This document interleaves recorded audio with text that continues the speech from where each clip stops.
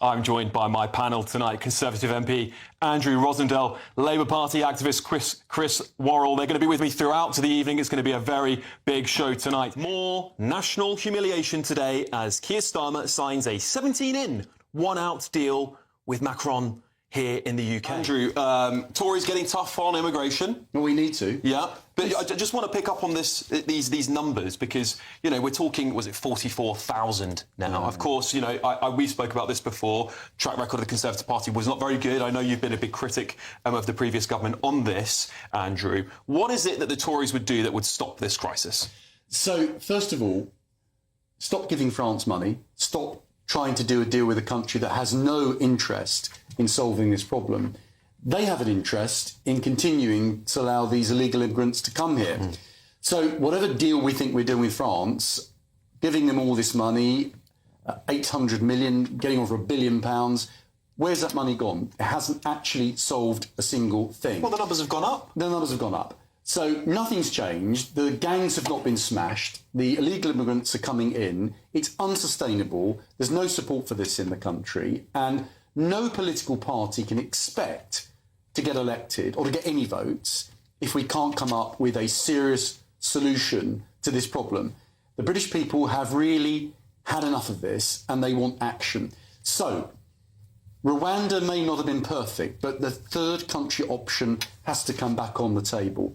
Secondly, we've got to get out the ECHR. We've got to be sovereign in our own country and make our own laws that actually benefit the United Kingdom. And thirdly, the Human Rights Act has to be repealed. That's what the next Conservative government has to do. The Human Rights Act is actually a good instrument. It protects us from abuse by government. However, I think it needs to be amended to stop Article 8 being used to prevent people from being sent back to their country. I think that needs amendment. But the freedom of speech, freedom for you as a journalist, you can do that because of the Human Rights Act. Come on.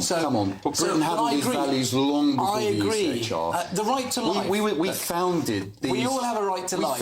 What's wrong with that? We've had human rights in our own laws for many, many centuries, going back to the Magna Carta. The idea we need some kind of European institution to tell us what human rights are about is nonsense. We need a British Bill of Rights which integrates the things that matter, such as the Good Friday Agreement. All that can be replicated in internal British law. That's what we need to do, but we have to be sovereign in our own country. You can't have foreign institutions telling us how we govern Britain. People voted against that, so the next government, whether it's Reform, Conservative on their own, or Reform or whoever, we need to get out of the ECHR. OK.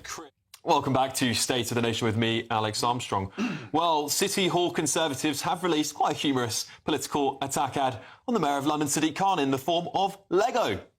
Man is trying to drive a car in Sadiq Khan's London. This looks like a job for the ULEZ camera. Hey! Build the ULEZ camera, find Londoners' millions, hunt down the driver, and lock them up. But wait! Right-wing nutters are cleaning the London Underground. Attack them publicly in the London Assembly. Call them names. Ignore all the killers and thieves. And watch London's crime wave spiral. The new Sadiq Khan collection from Lego City.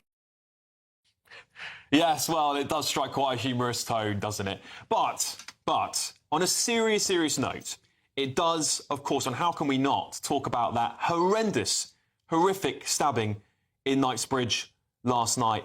And, you know, just the state of our capital city. This is my home. It's been my home since I was born. And how terrible and how downtrodden the city has become. Well, crime has been going up for a while, particularly here, unfortunately, and in major cities across the UK. It's not just London. What would the Tories do about this? What would you do if you had a London mayor, for example? Would you crack down? Would you double the police funding? Do you have a policy on this yet? Well, my personal view is I think that it's all gone wrong since we've had a Mayor of London. I don't think we need a Mayor of London. I don't think we need any of this bureaucracy. I think that boroughs like mine, which is Havering, we pay a huge sum of money in for policing that we don't get in our borough. We are effectively subsidising in London, but the police have been politicised. We don't need a political mayor. What we need is every penny, as Susan has rightly said, spent directly on keeping our streets safe. We want the police to stop getting involved in politics and actually do the job that we want them to do. Plus, we need to dump all the bureaucracy that the police are bound up with. So much time and effort is wasted on box ticking, on bureaucracy, on political correctness. Get rid of all that, put the police back on the street and give them power to deal with criminals like they used to. In years gone by, we had police that actually were police. Now they're doing all kinds of things which don't actually help to keep our streets safe. But the one good thing the Conservatives can do, if they really want to solve the problem in the Greater London region, is to completely decapitate the Mayor and the London Assembly and the GLA and put the powers back to the local police constables in each borough to give them the chance to do the job locally rather than have this overarching bureaucracy that gets involved and basically politicises what the police are doing. I think it's really important that the Police and Crime Commission, particularly the Mayor of London, who has this massive budget, actually spends it properly, Andrew. And, you know, it does seem that we've got a politician for everything these days. We've got a London Assembly, we've got MPs, we've got local councillors. Do the Met just not know where to look? You know, one of the things I want to ask you about is stop and search. Theresa May happily wanted to get rid of stop and search. What's your take on stop and search? So I'm all in favour of stop and search. I don't see why anybody that's an innocent person should worry about being stopped and searched. Equally so, the point you've made, Alex, is completely right. We have too many politicians, too much bureaucracy, too many layers of government interfering with what should be getting on with the job of protecting the public, keeping the streets safe. We don't need all this politics in the police. And that's when it's all gone wrong, creating a Mayor of London, police and crime commissioners. The Conservatives should repeal all of this and put the money on real policing. Andrew Rosindell, Chris Worrall, thank you very much.